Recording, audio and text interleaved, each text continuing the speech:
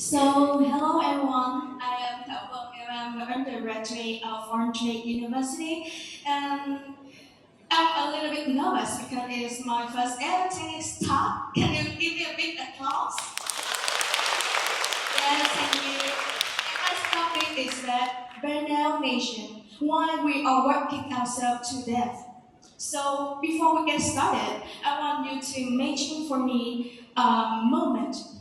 Imagine that you're sitting in the, Đồng Nai Riverside Coffee. Here we call cafe burger, right? So you're just scrolling through your phone and surfing many videos on TikTok, and you're listening to the song "Cứu Chiều Thôi" by Chile. But be honest about it. Although your mind is scrolling, but what are you truly thinking about? Your mind isn't on the Đồng Nai Riverside, right? Your mind is not on the coffee, but your mind is now thinking, how can I deal with the deadline tomorrow?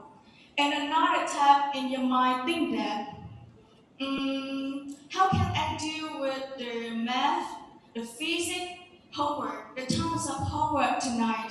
And the third tab in your mind think that, oh, am I chilling? Am I vibing in the perfect, the coolest way? So your mind isn't here. And you know that in that moment, it isn't good you told, right? But we call it me time, we call it relaxing, and we call it the time for ourselves. And it is the freedom to choose, to connect, and to be everywhere, every time. But if it is the true freedom, why does it feel like our minds are in the reason by our own making? And if we do have more choices than any generation before us, so why do it feel like we feel so trapped than ever before? And why 80% of Vietnamese students feeling anxiety, they have to suffering from anxiety and depression? Is it because the burnout causes it? Because that unlimitedness, because of the unlimited limitation that we feel lucky about, but it not. We feel so lucky about because we have a lot of like free time, the choice, but it causes depression. And you know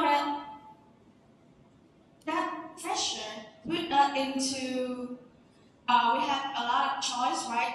So it forces us to be well-rounded, to have a perfect social life, and then the closer you get to balance life, and this the deeper you fall into burnout. And this is the reality. Balance and burnout is just a little gap, and it is how we build the burnout nation. So, how does it actually happen? Why the effort, the chase for the better life, the better future, the perfect one, turn into the collective burnout? Okay, let me tell you a story. It is started, there's a philosopher, Ben Chun-Han, and he explained it clearly. He explained that the pressure we have today is not come from external anymore, but it's come from internal. The inner voice inside ourselves for us to be better and tell us that, okay, you have many freedom, you have like many choices for you. So you have to be lucky. You have to feel grateful. Okay, I'm so happy about that. But to understand it, he compared to our parents and our previous generation. They live in the disciplinary society when the dominant word is no. No, you cannot. No, you cannot like dye your hair. You cannot wear many earrings or get out of this house, right? And so, the fashion is now come from external, and we can clearly see it. But now, we live in a world, I call it the achievement society. And the new big deal is with the yes. Yes, you can do it. Is it familiar? Yes, you can be the president of a student club if you want. Maybe the founder too. And yes, you can learn how to code, you can learn how to play that instrument, you can get an internship, you can build a perfect, outstanding personal brand. It depends on you. You can do it all. And yes, the pressure is now come from external. And you know that it's a thousand times exhausting than ever before. And this idea of Bong Chiu-han hit me so hard because I saw my story in it. Let me tell you a story of my day, a typical day of mine back then. In the morning, I woke up with the alarm, okay? And then before my feet even touch the floor, my hand first grab the phone, reach my phone, and then the first thing I saw in the morning, it's not the morning sun. It's a video clip of somebody I don't even know them on TikTok. And then the post of the reflex đến hơi thở cuối cùng is been left until the last breathe. And then on TikTok, thank you so much, I have cắt gấp giật giật hai ảnh flexing thành tích. It is the caption with two pictures that flex your personal achievement. Thank you so much for ruining my day. And then I was struggling fear of missing out. That's FOMO. Thank you so much. And then things not over. Then, every class, every project, it's not just stopped by being learning anymore. But now, it has another purpose. It's a strategic move to build my personal branding, to build my profile, another certificate for the university application, another medal for the World Achievement and Hall of Fame. I don't even know that competition, but I want that title. And I call it the feeling of not enough. And I think the most exhausting part was in the evening. In the evening, I could rest, but I could not because it's turned into checking, optimizing, and scheduling because I want to perfectly and strategically rest. After a long day performing on stage, I've been work and study. And then after managing the rest project, a beautiful rest project, then I just so tired and lie on the bed, feel nothing, feel blank in my mind. And it is the productivity obsession. And then, can I see your hand? If even a small part of my story are a bit familiar to you, can I see your hand? Thank you so much. You look around. Hello, hi, you look around. You are the citizen of Burnout Nation. Congratulations. And so, now we are both the citizens of this Burnout Nation. So, how can we escape? Is there an exit visa? I wish I could just stand here and give you 1, 2, 3, 4, 5 magic steps, and then we just escape. No, but I'm not perfect. I just feel so messy, and for a long time, I thought I was resilient. My friend could do that, so me too. I could handle it all, easy for me. Despite the fact that I saw the early signal of being burned out, but I ignored. I could handle it all. And then I realized I was wrong. I just resilient. I just stubborn girl. Resilient and resilient. Yes, Emily.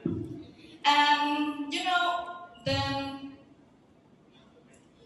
I just, that the feeling you did not want to wake up. That's me at that time. Because the long lasting burnout has become the real depression. That I don't want to wake up in the future, which used to be so exciting, so shining, become a blank and a black wall. So what can I do next? Die? No.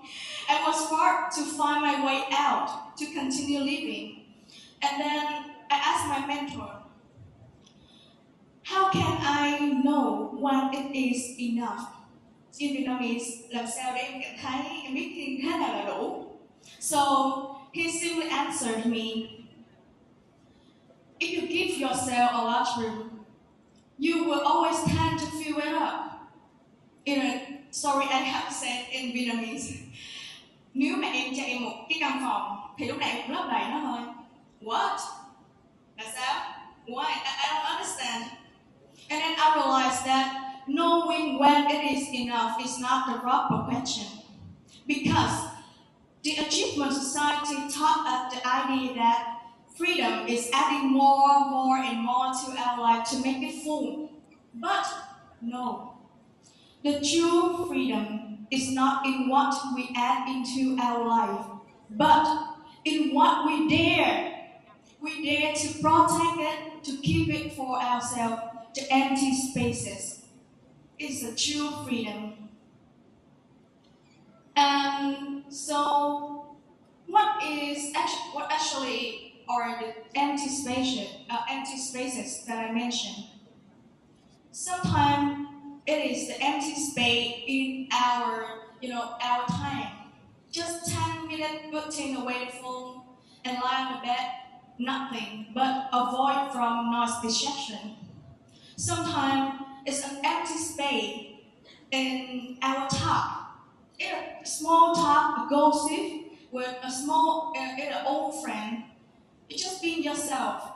Do not have to fake anything. Spilling the tea, could be oversharing, whatever. And I think the ultimate after all is to empty space in our identity. It is the allowance for yourself not to be perfect. You don't need to be perfect. Just follow your hobby. Despite that you're bad at it, no problem. Who cares? Okay. So today I wanna leave you with a question. And you have about 10 seconds to think about it. The question is that, what are the empty space that you dare to keep for yourself? What are truly important to you? You can now close your eyes and have about 10 seconds to think about it.